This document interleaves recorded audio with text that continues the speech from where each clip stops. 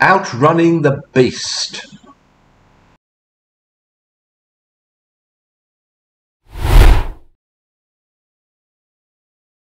Does anyone else, like me, feel that somewhere in our short human history we've taken a wrong turn, maybe?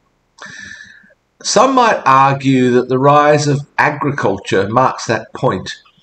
It was at this point in time that the land was transformed in such a way that it could produce surplus food, which resulted in a population explosion and, of course, the need for even more surplus food, and so on in a vicious cycle. It became impossible to return to the earlier hunter-gatherer lifestyle.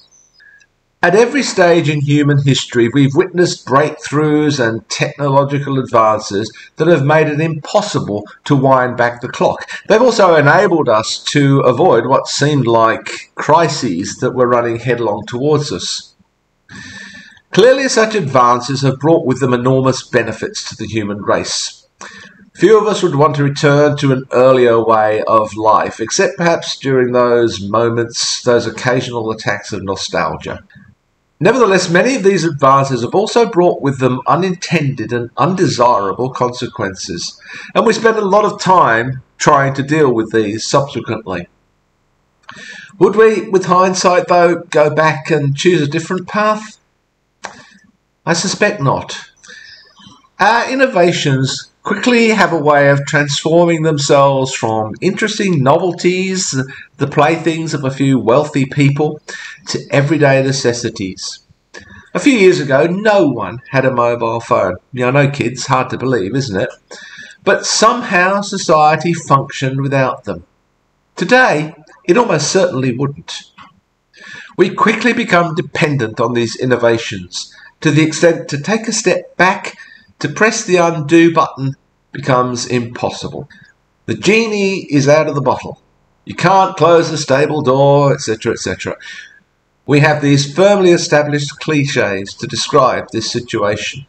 As much as we might sometimes dream idly of a past golden age and long to return to simpler days, going backwards seems impossible. I don't think we would do it willingly.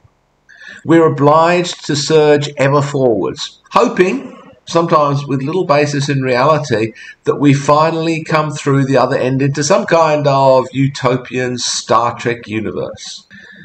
Do you, like me, sometimes feel that we're riding the rapids towards a waterfall?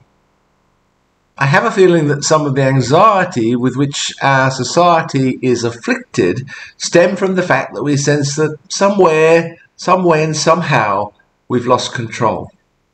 No one seems to be steering or rowing this boat, certainly not our political leaders. It's always been one of our most deeply cherished delusions that we are, or at least can be, in control. When it becomes obvious that we're not in control, we hope or pray that someone else is, a deity, a dictator. Or we imagine that some invisible cabal is in control, pulling the strings behind the curtain. It's a little unsettling to realise that, actually, no one is in control. The best we can do is try to hold the boat upright or cling desperately to it as it turns over, as we plunge through the rapids.